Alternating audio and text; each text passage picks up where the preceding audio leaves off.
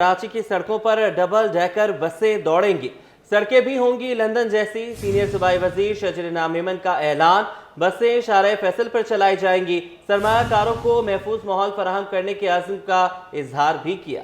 Malir express way को state of the art मंसूबा करार दिया। जाम सादिक ब्रिज 8 माह में मुकम्मल करने का वादा किया और वाज़ेह किया, रेड लाइन BRT में हुकूमत की जानिब से कोई ताख़ीर नहीं। इंशाल्लाह ताला इसी साल हम डबल डेकर बसेस भी लेके आ रहे हैं। मेरे दोस्त जुबैर शाह साहब ने कहा कि जी अब लंदन की तरह बसें आ गई तो लंदन की तरह सड़कें भी आए। इंशाल्लाह ताला लंदन की तरह जो भी सूबाई सड़कें होंगी वो बनेंगी और येलो लाइन BRT भी पाकिस्तान पीपुल्स पार्टी की हुकूमत सिंध की जानिब से कराची के अवाम को एक स्टेट ऑफ द आर्ट तोहफा है।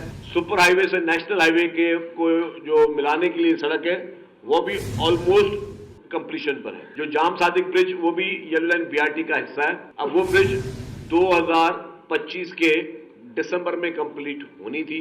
मेरी पूरी कोशिश है कि मैं उसको 8 महीने पहले कंप्लीट करूं। मजीद इंडस्ट्रियल जोन होने चाहिए, मैं 100% से अग्री करता हूं। हुकूमत सिंध का भी फोकस यही है, हम ज्यादा से ज्यादा सनतें लगाएं। यहाँ पे प्राइवेट बिजनेसमैनों को भी हुकूमत कह रही है कि आप आए, आप हमारे साथ फॉर्मूला में आए, गवर्नमेंट आपको सहूलत देगी। पाकिस्तान का सबसे बेहतरीन मॉडल जो है वो धाबेजी इकोनॉमिक जोन जो है वो आपके लिए, हमारे ताजिर बरादरी के लिए वो बनाया गया है, जो कि state of the art economic zone बनना है और ये वाहिद इकोनॉमिक जोन है जो कि CPEC के साथ मुंसलिक है।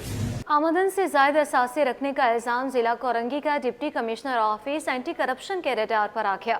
एंटी करप्शन इस्टेब्लिशमेंट ने असिस्टेंट कमिश्नर कोरंगी के खिलाफ इंक्वायरी शुरू कर दी। Assistant commissioner Korangi Mohammad Hussain Khoso record समेत तलब। नोटिस की कॉपी सिर्फ सिटी 21 पर। बात करेंगे मेराज अख्तर से, बताइएगा।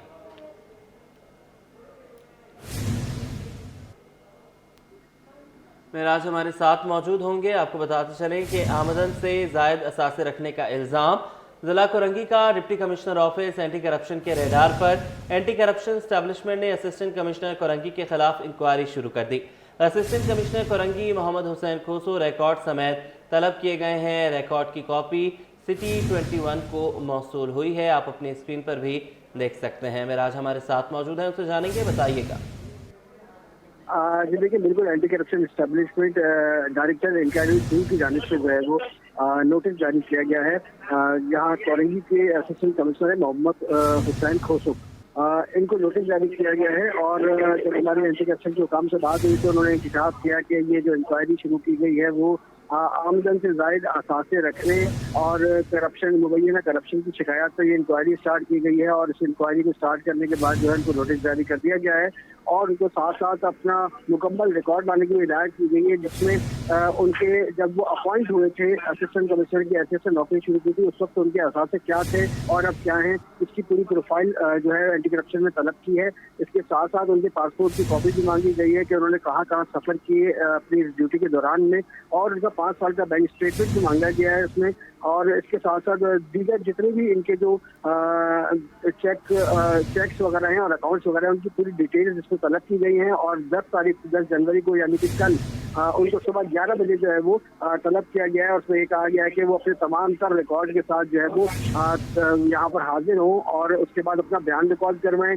जब बयान रिकॉर्ड करवा देंगे तो उसके बाद तहकीकात मजीद जो है वो आगे बढ़ाई जाएगी और तहकीकात में हमारी जो एंटी करप्शन हुकाम से बात हुई है ना, तहकीकात में ये चीज़ क्लियर हो जाती है और सामने आ जाती है कि ये जो अफसर हैं करप्शन के किसी मामले में मुलविस हैं या आमदन से ज़ायद असासे रखते हैं तो इनके खिलाफ बाकायदा मुकदमा दर्ज करके जो है कार्रवाई की जाएगी। साहब अभी इनको नोटिस जारी करके तलब किया गया है और कल ये सुबह 11 बजे एंटी करप्शन एस्टेब्लिशमेंट के जो डायरेक्टर इंक्वायरी 2 हैं उनके दफ्तर में पेश होंगे सिंध सेक्रेटेरिएट। मेरा जी बताइएगा कि इससे कबल भी मोहम्मद हुसैन खोसो कहीं पर तैनात रह चुके हैं, और अगर रह चुके हैं तो क्या इस तरह के मामला पहले भी देखने में आए हैं?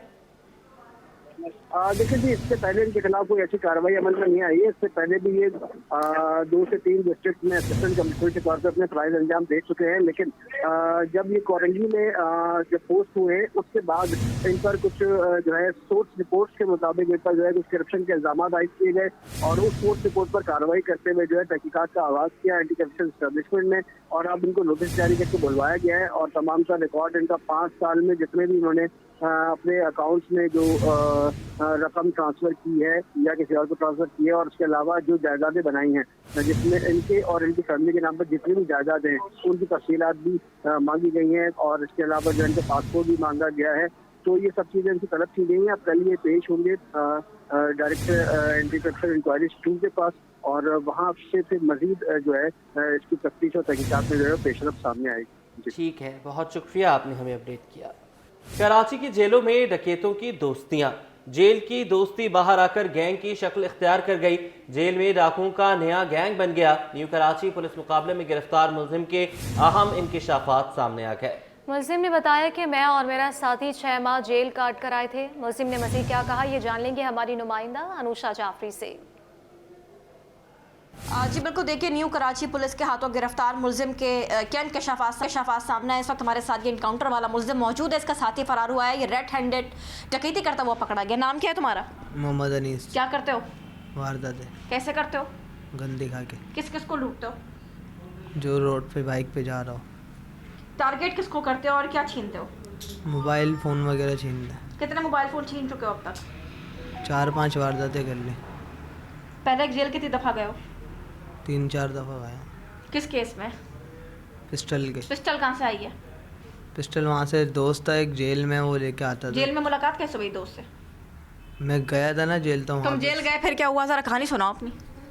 कुछ नहीं हुआ सर, बस मैडम वहाँ से हम जेल से 5-6 महीने बाद आए। मैंने पूछा कि जेल में दोस्ती कैसे हुई साथी के साथ? जेल में ऐसे हुई, जेल में गया था, वहाँ पे बैरिक जैसे होता है, वहाँ पे सब लड़के होते हैं, उससे सलाम दुआ हो गई, नंबर ले लिया। फिर सोचा कि बाहर निकल के वारदातें करेंगे। बाहर आके मुलाकात हो गई इससे। पहली जेल से निकलने के बाद डकैती की मनसूबाबंदी कैसे की? मैडम बस मैं मिला, वो मुलाकात हुई मेरे से, तो बोला चलें फिर कहीं वारदात करने।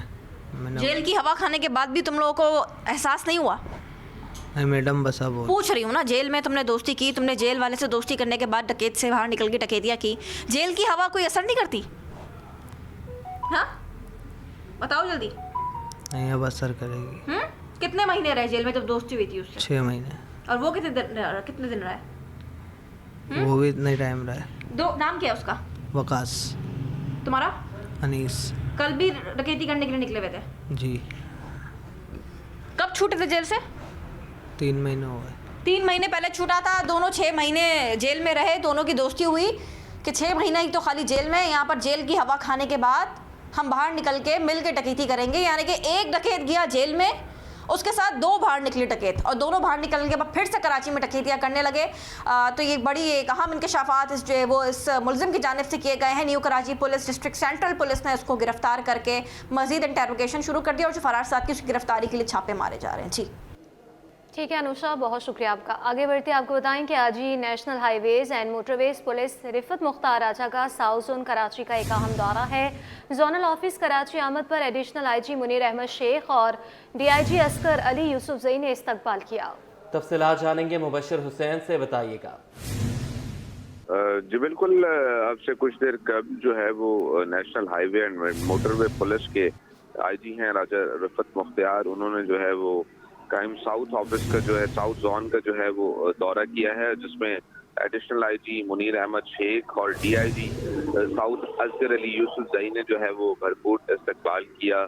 जो है वो इजलास भी मुनक्किद किया गया उनकी सरबराही में, मुख्तलिफ अबूर पर जो है वो तबादला ख्याल भी किया गया। बेहतर से बेहतर इक़दाम बनाने की भी जो है वो IG national highway motorway police की जानिब से हिदायत की गई। ओवर स्पीडिंग करने वाले मेन हाईवेज पर, टूल प्लाजा पर, दीगर मकामात पर जो है कंट्रोल करने के भी अहकाम जारी किए गए हैं। साथ ही अवाम को जो है वो तमाम तर सहूलियात की भी जो है वो आगाही फराहम की गई है। तमाम अफसरान को जो है वो ओवर स्पीडिंग और दीगर जो है उनको भी हिदायत की गई हैं, और आवाम को किसी किस्म की मुश्किलात हो तो उनसे भी जो है वो उनको आसानी फराहम की जाए और उनकी सहूलत के लिए इक़दाम किए जाएँ, जो उन्होंने कहा है कि ये हमारी अव्वलीन तरजीहात में से हैं। जी ठीक है, बहुत शुक्रिया आपने हमें अपडेट किया। इंटरमीडिएट बोर्ड्स का इनरोलमेंट फॉर्म जमा करवाने की तारीख में तोसी। बोर्ड से इल्हाकशुदा स्कूल्स को इनरोलमेंट फॉर्म जमा करवाने की हिदायत की गई। इंटरमीडिएट हिस्सा अव्वल के लिए 9 से 24 जनवरी तक तोसी का ऐलान किया गया है। बात करेंगे सैयद ज़ुबैर राशिद से, बताइएगा। जी बिल्कुल है। देखिए, आला सानवी तालीमी बोर्ड कराची ने इनरोलमेंट फॉर्म जमा करवाने की तारीख में तौसीह कर दी है। इंटरमीडिएट हिस्सा अव्वल के लिए बोर्ड से इल्हाकशुदा स्कूल्स को इनरोलमेंट फॉर्म जमा करवाने की हिदायत जारी की गई है। इल्हाकशुदा निजी तालीमी इदारों की इंटरमीडिएट हिस्सा अव्वल के सालाना इम्तिहानात के तलबा के इनरोलमेंट फॉर्म जमा करवाने की तारीखों में लेट फीस के साथ तौसीह की गई है। तौसीह के साथ 9 जनवरी 24 जनवरी तक तौसीह का ऐलान जो है इंटरमीडिएट बोर्ड से किया गया है, जबकि 9 जनवरी से बरोज 24 जनवरी तक 1000 रुपये लेट फीस आयद होगी। तलबा 3100 रुपये फीस के साथ अपने तालीमी इदारों में फॉर्म जमा करवा सकते हैं, जबकि इनरोलमेंट फॉर्म इंटरबोर्ड से मुतल्लिका सेशन से तस्दीक के बाद फीसों की पे ऑर्डर 28 जनवरी से 29 जनवरी को बोर्ड ऑफिस में जमा करवाने के पाबंद होंगे, जबकि जुमलात 30 जनवरी से 14 फरवरी तक 2000 रुपये लेट फीस आयद कर दी गई है। तलबा 4100 रुपये के साथ अपनी तालीमी इदारों में इनरोलमेंट फॉर्म जमा करवा सकते हैं। तालीमी इदारे इनरोलमेंट फॉर्म पे ऑर्डर की सूरत में 18 फरवरी और 30 फरवरी को बोर्ड ऑफिस के अकाउंट सेक्शन में जमा करवाने के पाबंद हैं। नामुकम्मल इनरोलमेंट फॉर्म काबिल कबूल नहीं किया जाएगा। आला सानवी तालीमी बोर्ड कराची की जानिब से ये अलामिया में जारी किया गया है। जी ठीक है, बहुत शुक्रिया, आपने हमें अपडेट किया। वज़ीर तालीम सिंध का अनोखा इक़दाम, बिजली ना होने पर भी कंप्यूटर लैब का इफ्तिताह कर दिया। इफ्तिताह के लिए चंद मिनट लैब में जनरेटर के जरिए बिजली बहाल की गई। वज़ीर तालीम के जाते ही जनरेटर बंद कर दिया गया। तलबा के मुताबिक स्कूल औकात में बिजली होती ही नहीं है। मज़ीद तफ़सीलात हासिल करेंगे नुमाइंदा फरहान खान से। जी बिल्कुल, वज़ीर तालीम सैयद सरदार अली शाह का जो वो अनोखा इफ्तिताह देखने में आया। अब से कुछ देर कबल जो वो वज़ीर तालीम सरदार शाह ने जो वो यहाँ पे लैब का इफ्तिताह किया है, जहाँ पे CMS स्कूल के अंदर बच्चों को ग्राफिक डिज़ाइनिंग से जो वो आरास्ता कराने का ये मिशन जो वो हमें नाकाम जो वो लिखता हुआ नज़र आ रहा है। लैब का जो इफ्तिताह किया गया है वो इस वक्त लैब जो वो इस वक्त बुनियादी सहूलियात बिजली से जो वो महरूम है, फुकदान है। यहाँ पे लाइट जो वो मौजूद नहीं है, जो बच्चों को सिस्टम प्रोवाइड किया है वो भी इस वक्त जो वो बंद पड़े हुए हैं। कुछ बच्चे इस वक्त मेरे हमरा मौजूद भी, उनसे मैं बात करूंगा। मुझे बताया रोज किस वक्त जो वो लाइट जाती है और इस तरीके से कैसे सीखोगे आप लोग जब लाइट ही नहीं होगी? जब लाइट नहीं होती, अभी भी जनरेटर की वजह से कितने नुकसान हो रहे थे। बार बार लाइट जा रही थी तो हमें ऑन ऑफ करना पड़ रहा था, वापस मेहनत से हमें बनानी पड़ रही थी। तो इसकी वजह से इस स्कूल में सोलर या बैटरी वगैरह का सिस्टम लगवा दे लाइट के लिए। 9:30 बजे लाइट आती है और फिर चली जाती है, फिर 2 बजे छुट्टी के वक्त आती है। मतलब पूरा दिन आपके स्कूल के वक्त में लाइट होती ही नहीं होती है पूरा स्कूल के वक्त। गर्मियों में तो बहुत परेशानी होती है। जी बिल्कुल, कुछ और बच्चे भी इस वक्त यहाँ मेरे मौजूद है, उनसे बात करूँगा। मुझे बताओ, पूरा वक्त लाइट होती नहीं है तो आप डिज़ाइनिंग सीखोगे कैसे? सर, जनरेटर वगैरह का इंतज़ाम होना चाहिए। सोलर सिस्टम जैसे गर्ल्स में लगाया है वैसे यहाँ पे भी लगाना चाहिए। हम गवर्नमेंट का बहुत बहुत थैंक यू करते हैं कि उन्होंने हमारे लिए इतना सब कुछ किया, बट लाइट का इंतजाम होने के बगैर हम ये काम नहीं सीख सकते। अच्छा, मुझे बताओ, अभी थोड़ी देर पहले इफ्तिताह किया गया तो उस वक्त तो क्या सारे सिस्टम्स वगैरह ऑन थे, तो क्या जनरेटर लगा के ऑन करके आप लोगों को सिर्फ शो ऑफ करके दिखा दिया? नो सर, पहले लाइट थी, मतलब 11 बजे लाइट चली जाती है, 9:30 बजे आती है। मतलब फिर हमारे को ब्रेक के बाद हमारे को पूरा दिन लाइट नहीं होती है हमारी। जी बिल्कुल, स्कूल औकात के अंदर जो वो लाइट होती ही नहीं है। वज़ीर तालीम ने जो वो अब से कुछ देर कबल यहाँ पे लैब का इफ्तिताह भी किया, लेकिन लैब जो वो बुनियादी सहूलियात बिजली के जो वो फुकदान का सामना है, जबकि यहाँ पे जो मौजूद तलबा और तालबात हैं वो भी यही मुतालबा करते हैं कि जदीद स्किल्स के साथ उनको जो वो बिजली की फराहमी यकीनी बनाई जाए, ताकि कोई मुतबादिल इंतज़ाम जो वो किया जाए जनरेटर या सोलर, ताकि बच्चे जो है वो जदीद तालीम जो वो आराम से जो वो हासिल कर सके। जी, पाकिस्तान का गवर्नर स्टेट बैंक से शरह सूद को 9% पर लाने का मुतालबा। सीनियर नायब सदर साकिब फयाज मग्गो ने कहा कि मॉनेटरी पॉलिसी इजलास से कबल ही शरह सूद को कम कर दिया जाए। बात करेंगे काविश मेमन से, बताइएगा। जी बिल्कुल, देखिए, गवर्नर स्टेट बैंक ने आज FPCCI का दौरा किया है। इस हवाले से हमने देखा कि यहाँ पर जो सनतकार थे उन्होंने बैंकों के हवाले से जो अपने कंसर्न्स थे वो गवर्नर के सामने रखे। साथ ही साथ इंटरेस्ट रेट में मजीद उन्होंने कमी की जो है वो मुतालबा किया है। मेरे साथ साकिब फयाज मग्गू मौजूद है, उनसे जानते हैं। साकिब साहब, बताइएगा, ज़ाहिर है महंगाई जो इन्फ्लेशन रेट है 4.1% पे आ गया, आप डिमांड कर रहे हैं कि जो शरह सूद है उसको सिंगल डिजिट में लाया जाए, क्या कहेंगे? देखिए, जो एक्चुअली जो अभी ऑलरेडी 9,000 पॉइंट्स जो है वो कम हो चुके हैं और इंटरेस्ट रेट 13% पर आ चुका है। हमारा जो इन्फ्लेशन रेट है वो 4.1% पे है। तो अगर हम इसको कैलकुलेट करें तो इस वक्त जो एग्जैक्ट रेट होना चाहिए वो तकरीबन 8.9% होना चाहिए। तो अभी हमारी यही डिमांड है कि अब जब मॉनेटरी पॉलिसी अनाउंस हो, बल्कि आज तो हमने ये भी मुतालबा किया कि मॉनेटरी पॉलिसी अनाउंस होने का इंतज़ार ना किया जाए और उससे पहले इसको 9% जो है इंटरेस्ट रेट को कर दिया जाएगा, ताकि हमारी फाइनेंशियल कॉस्ट कम हो और जो हमारी कॉस्ट ऑफ डूइंग बिजनेस है और हमारी जो प्रोडक्ट्स हैं जो एक्सपोर्ट मार्केट में वो कम्पिटिटिव हो जाएँ। कल वज़ीर आज़म भी कराची आए थे, बिजनेस कम्युनिटी से मुलाकात हुई, एतमाद बहाल हुआ है जो इंडिकेटर्स आ रहे हैं इकोनॉमी के? जी देखें, इससे हमारा जो भी जब भी वज़ीर आज़म इधर आते हैं, पहले इससे पहले चीफ़ ऑफ आर्मी स्टाफ आए और उन्होंने हमें हौसला दिया और हमें इनकरेज किया और हमें इस बात की यकीन दहानी कराई कि पाकिस्तान की इकनॉमी अच्छी होने जा रही है। अब कल वज़ीर आज़म साहब आए और बहुत ही पॉजिटिव इसको जो है पूरी बिज़नेस कम्युनिटी ने लिया। उन्होंने फेसलेस जो कस्टम के अंदर जो सिस्टम आया है नया, उसका इफ्तिताह किया और भी बहुत सारी जो हमारी पॉजिटिव इंडिकेटर्स जा रहे हैं। हमारी फॉरेन एक्सचेंज के जो रिजर्व्स हैं वो बढ़ गए हैं, 20 to 30% हमारी एक्सपोर्ट में इजाफा हो गया है।